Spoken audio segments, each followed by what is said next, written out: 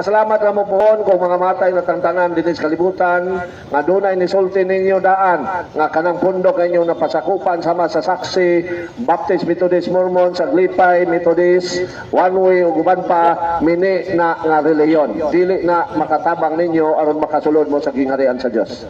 Ang makatabang na to aron ta makasulod sa gingarian sa Dios kana yung gitukod ni Lord Jesus nga nailan sa pagtawag og Roman Catholic Church. Mao lang na ang makatabang nato mga igsoon aron makasulod ta sa gingarian sa Dios. Munang kamo nga mibiya sa simbang Katoliko, balik in taon mo.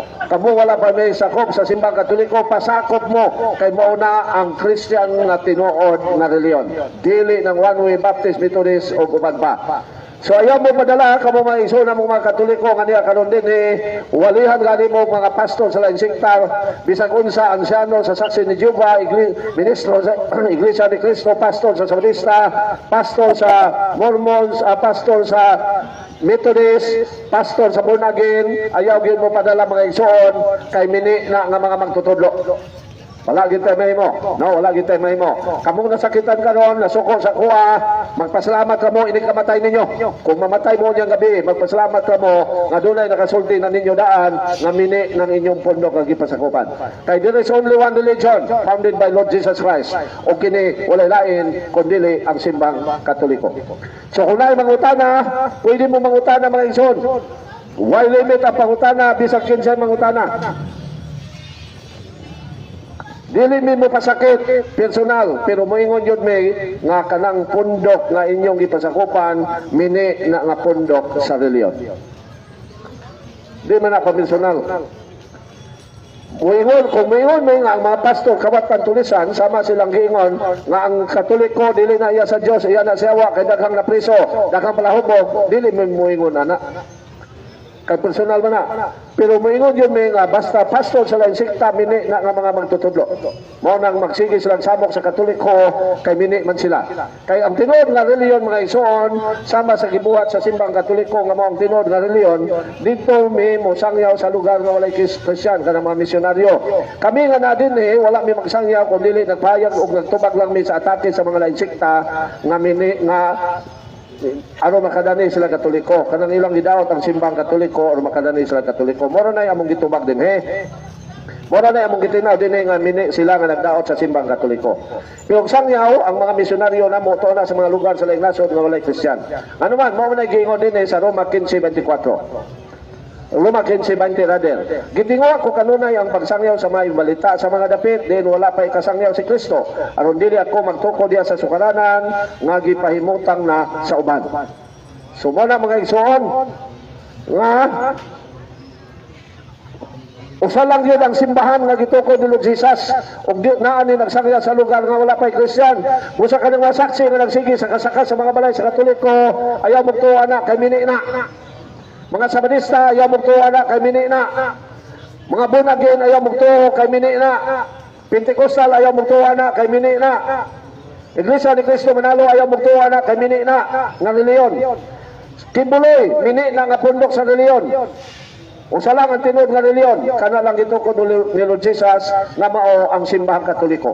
Mao na mga igsoon, busa kitang mga Katoliko bulahan kay ta kay naisakop na ta sa matuod nga simbahan. Ang ako na lang himuon maghago ta, magkinabuhing matarong aron makasulod ta sa gingarian sa Dios. Mao na mga igsoon. Dili na ta mangita asa ang tinuod nga reliyon kay naisakop na ta. Ang ato na lang pag magkinabuhing matarong. Sayang na yung mga pangutana sa Facebook, wala itong matubag, no? Kay, kalit na magkapalong, sayang nga. Di nakat. So, katong, na pangutana dito, no? So, na mga pangutana. Igab ninyo ang mga panahon, mga igsoon nga makapangutana mo sa bahin sa reliyon. Unsa inyong ikalibugan. Kamu mga Katoliko nga naglibog sa atong reliyon, pangutana mo. Kamu mga dili Katoliko nga nasakitan, nga moingon ko nga ang inyong pundok sa reliyon, mini na, dili na iya sa Diyos. Pangutana mo. Aron mapasabo, aron matimbang-timbang ninyo ang among tubag. Kaya kung kamo'y tinuod, mutuo, ninyo. Pero di man may tabo nga kamu mo'y tinuod, kaya usa na may tinuod. Pero kung nagtumo nga ka ng inyo mo'y tinuod, so pangutana mo. Aron masangyawan mo ninyo, base sa inyong pagtuo. So na mga pangutana. So kung wala, umano mo tayo mo bro, no? Okay. So ako ipasabot ninyo mga igsoon ang bahin sa usa ka Dios, ang Trinidad. Kanong adlaw mga igsoon, maron ang Trinity Sunday. Maron ang atong ang ipahinungod sa simbahan nga paghandom o pagpasidungog sa Santissima Trinidad, ang Most Holy Trinity. Mga ison, ang Christian religion nagtuog usa lamang ka Dios. O kining usa ka Dios mao ang Amahan, ang Anak ug ang Espiritu Santo. Hinungdan nga si Lord Jesus miingon nga bunyagi ang tao sa ngalan sa Amahan, sa Anak ug sa Espiritu Santo. Ato basahon mga igsoon ang San Mateo 28:19. Gingon din eh.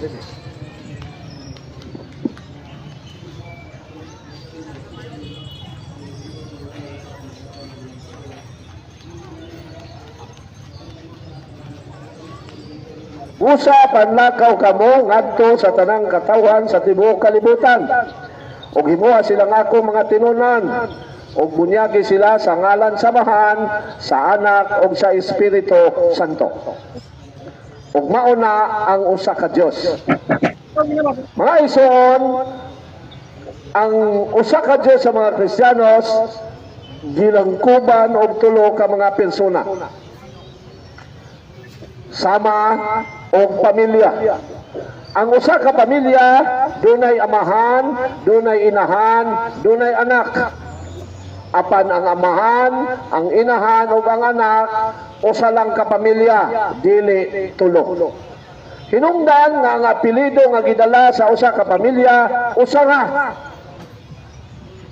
Kay nagpahayag na nga sila bisan naay bana, naay asawa, naay mga anak, usa lang sila kapamilya. Mausab na sa Ginoo mga igsoon. Doon na lamay usa ka Dios. O kining maong usa ka Dios mao ang Amahan, ang Anak ug ang Espiritu Santo. Now, ang Dios dunay tulo ka persona. Ang Amahan Diyos, ang Anak Diyos, o ang Espiritu Santo Diyos. Ang question, mabasa ba sa Biblia nga ang Amahan Diyos? Maunay atong klarohon. Atong basahon mga igsoon ang Pilipos 1:16. Pero sugdon sa nato sa sinugdanan nga mingon ang Ginoo.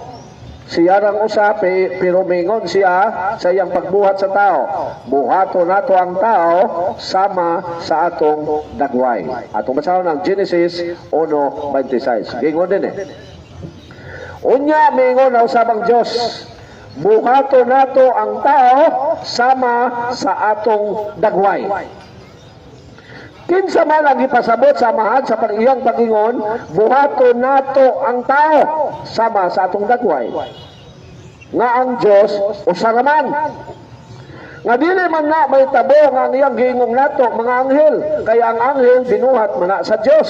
Atong basahon ang Hebro 1:7. Ang anghel binuhat na sa Dios. So dili ang anghel ang kauban sa Dios sa iyang giingon, buhaton nato ang tao sama sa atong dagway. So atong basahon mga igsoon nga ang anghel binuhat lang sa Dios.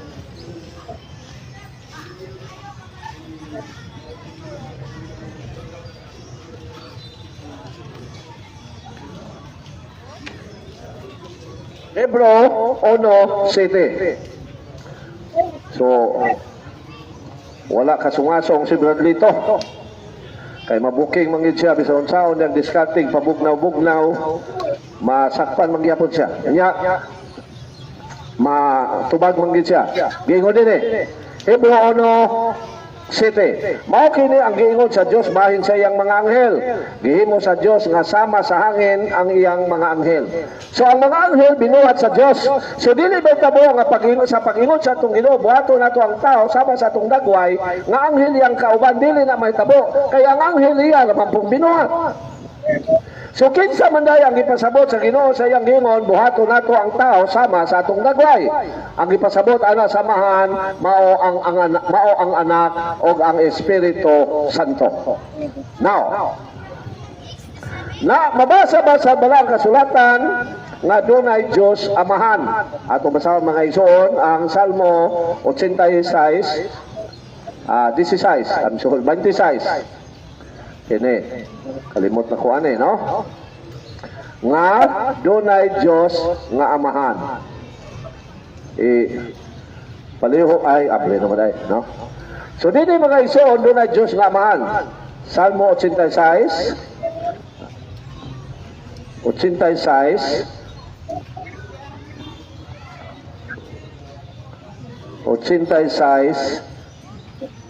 ay, okay, kalimot lang iko ane, no? Nga dunay Dios nga Amahan.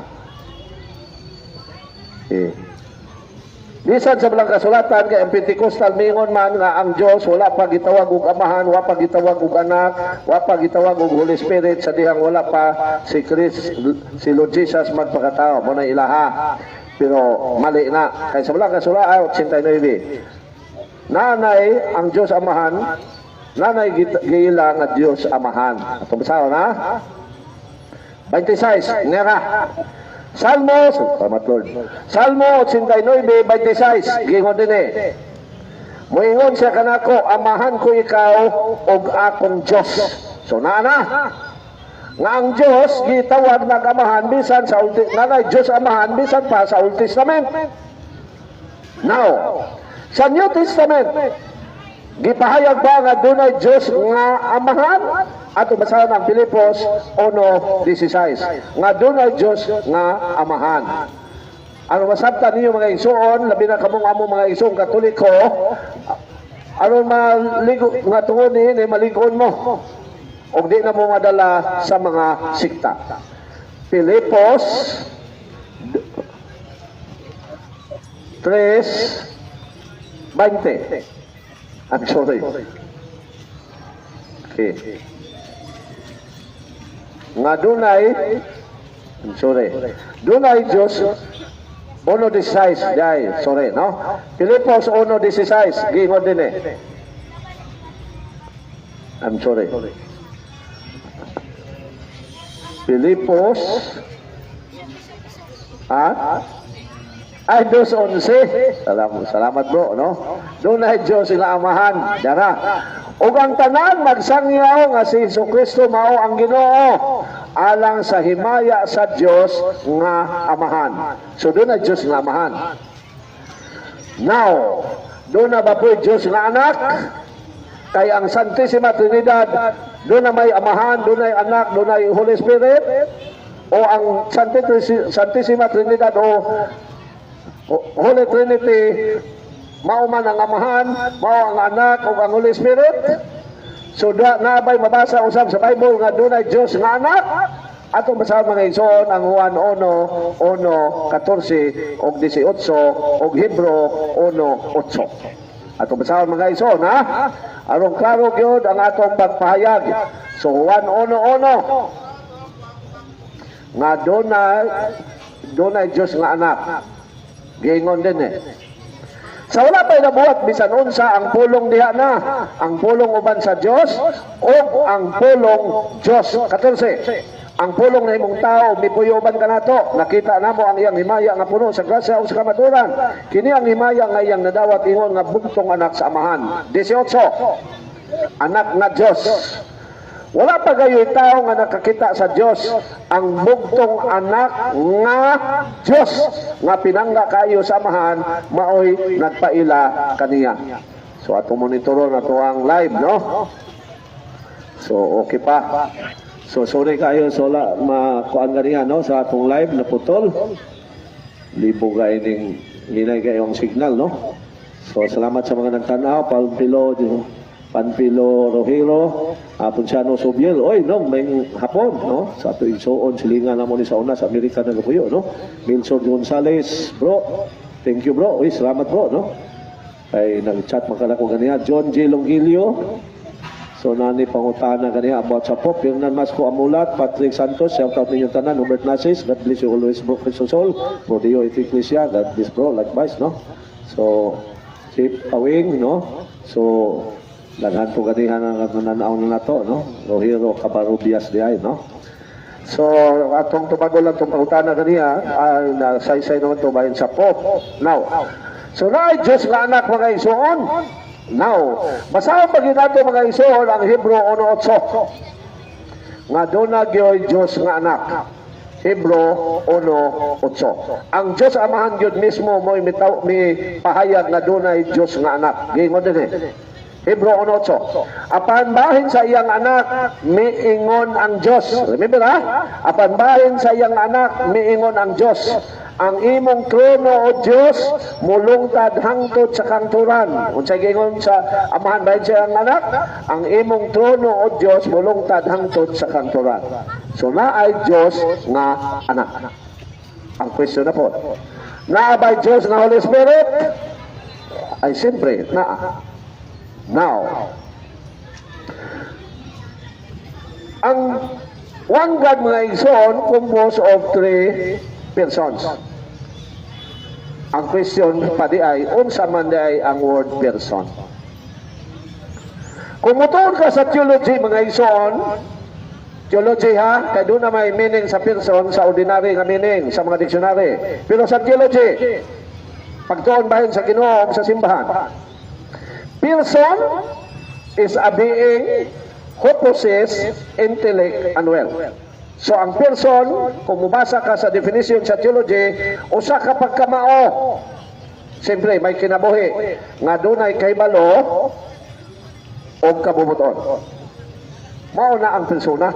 Doon na siya kahibalo, kaugalingon, o doon na siya iyang kaugalingong desisyon o kabubuton. Mao na ang person. Now, kay ang uban mga sikta mo yung mga ang Diyos dili persona, kay ang ilang panghuna-una ang Diyos doon na lay lawas mo nang tuon yung theology. Ang ilang una-una basta person mo na ang tao. Maison mo gini angay natuntunan. Ang tao wala mahimong person tungod sa iyang lawas. Mo na yung mga igsoon. Unsay nakahimong person nato? Kitang mga tao sa nakahimo ng persona nato, ang atong kahibalo o kabubuton mo na nakapersona nato, dili ang atong lawas. Munang ayaw gyud mo padala ng mga pastor kay kulang na sa ang ubang pastor nakatuo na sila pero di na sila mutukan sa tinuod kay dili man kaluwasan ng ilang tuyo kundi ang 10% naman sa mga Katoliko. So sa persona, person is a being who possesses intellect and will. So ang nakapersona natong mga tao, dili ang atong lawas, kundi ang atong kahibalo o kabubuton. Mao nga ang Diyos Amahan, persona siya kay nasa kabubuton. Ang Holy Spirit, persona siya kay nasa kabubuton. So ako nang basahon karon ang bahin sa Holy Spirit. Naa ba siya iyang kaugalingong kabubuton? Now, ang Holy Spirit is one of the persons of the Triune God. So atong basahon kung ang Espiritu Santo Diyos ba. Kay ang usa ka Diyos mauman ang Amahan, ang Anak ug ang Espiritu Santo. Busa ang Amahan Diyos, ang Anak Diyos ug ang Holy Spirit Diyos. So atong basahon nga ang Holy Spirit Diyos. Diya ka mga igsoon. Buhat 3:3 ngadto sa 5. Ay, sige bro, salamat bro. Thank you bro. Buhat 3:3 nga to sa 5. Gingon din eh. Gipayag din eh. Pero before that, dire sa ko sa Old Testament nga ang Holy Spirit siya mo'y naghatag nato kinabuhi kay Diyos man siya. Sa Old Testament sa Old Testament po nato basahon nga naa bagyo Holy Spirit. Hope 4:31. Dugay na ba kay kung wagi ka lecture, no? So, naundang magugkog lecture how many years? Kaysa diyang ang atong igsoong si FD sa Panabo na dalain taon siya sa Iglesia ni Cristo nga nagtakuban pagkakatoliko, unya mao may yang gidapigan at kung may yang gidisregard, mao nang since diocesan president siya, wala na ko niya tuguting mag-lecture sa diocese. Munang zero gyud kog lecture sa whole diocese for how many years? Kay ang kanhe ha, dili na karon kay gilisan naman siya. Ang kanhe namo diocesan president na sipyat manin taon, nadala manin taon sa tentasyon sa dautan, ang iyang gidapigan mao man hinuon ang Iglesia ni Cristo nga nagtakuban pagkakatoliko. Ug mao na iyang gipalecture unya gi-block na ko, no? Nawala na ko mo nang na di na wa na kay nako ma-master ni Trinity nga mo gini topic nako sa mga seminar. So ako masahol mga igsoon ang home home kalimot na ko ani, no? Sorry. So palaban yun ko di ko ani. Nabahaw naman ko sa Holy Spirit o sa kuan. Pero may numduman na ni Ron. So din mga igsoon ipahayag yun nga ang Holy Spirit mo'y naghatag natong kinabuhi. Ipahayag ini sa bisan sa Old Testament. Home limutan yun, no? Home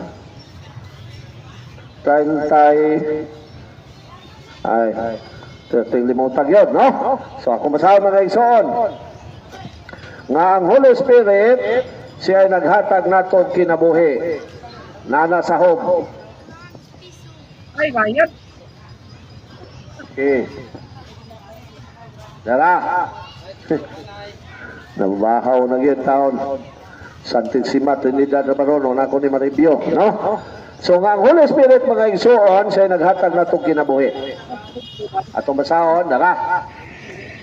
Salamat Lord. Siya ang naghatag natong kinabuhi. Kalimot mong yun. Ay, mato na ka bro? Sige bro, salamat bro. Dungan na lang mi dire, no? Asa na to isa? Uy, natay bisita guys, si Brother Pastor, no? So din mga igsoon, si Bradley to ni uli na. Din mga igsoon, ato babasa nga ang Holy Spirit may naghatag natong kinabuhi. Nana sa home. No? Perting limutag yun ako aning home. So din itong basahon. Arong klaro gyud ang atong pamahayag usa ta mudawat og pangutana basig kanis brother mangutana ni, no? So ang Espiritu Santo mo'y naghatag nato sa kinabuhi. Yara. So okay. Siya ay naghatag nato sa kinabuhi mga igsoon. Asa naman ni Ron? Tilimutan lang yun ako, no? Siya ay naghatag natong kinabuhi. Home, asara na home. 31, 4 de ay. Dili, 4, 31. 31, 4. Sos, Ginoo. I'm sorry. 32, 4. Nera? Wag yun. O 32:4. Ang Espiritu sa Dios mo'y nagbuhat kanako og naghatag kanako kinabuhi.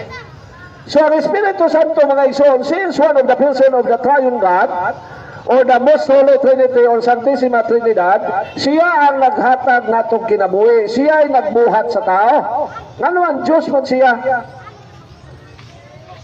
Diyos man siya mga igsoon.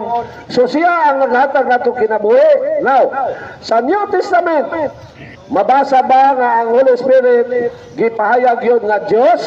Atong basahon mga igsoon, ang buhat 5:3 ngadto sa 5. Gingon din 5:3 ngadto sa 5. Si Pedro mingon kaniya, Ananias, nganong nagpatintal ka man ni Satanas o namakak sa Espiritu Santo? pinagis pagtipik ug bahin sa halin sa katigayunan.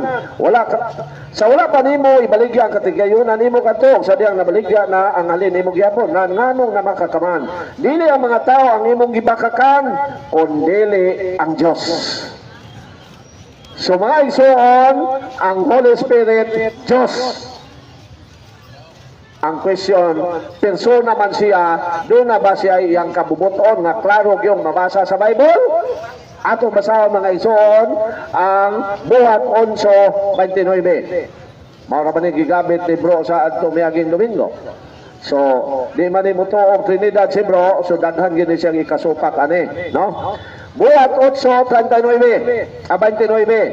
Ang Espiritu Santo miingon kang Pilipi, adtua og abaye ang karwahe. So ang Holy Spirit doon na gyud siya iyang kaugalingon. Ano man, miingon man siya, giingon man din ang Espiritu Santo miingon kang Pilipi. So doon na gyud amahan, doon na anak, doon na po'y Holy Spirit. Now gibasa naman nato kaniya nga doon na Dios nga amahan. Gibasa na po nako nga doon na Dios nga anak. So akong basahon na sad karon mga igsoon nga dunay Dios Spirit. Nabasa man ako nga dunay Dios nga Holy Spirit. Og ang balang kasulatan nagsaysay man nga ang Dios mao ang Ginoo og ang Ginoo mao ang Dios. Busa basahon ako nga ang amahan Ginoo kay Dios man siya. Basahon ako nga ang anak Ginoo kay Dios man siya. Basahon ako nga ang Holy Spirit Ginoo kay Dios man siya. So, shout out sa, no? Bonifacio Danza Sanchez. Bro, salamat sa pagtanaw, no? Bert Lumahil. So, good bro, watching from Surigao del Sur. Salamat, bro. Reggie Bungabo.